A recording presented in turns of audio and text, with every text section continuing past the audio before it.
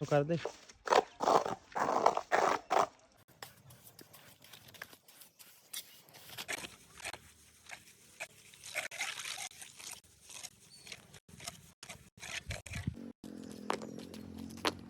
दोस्तों आपको हमारा काम अच्छा लगा हो तो फॉलो करें।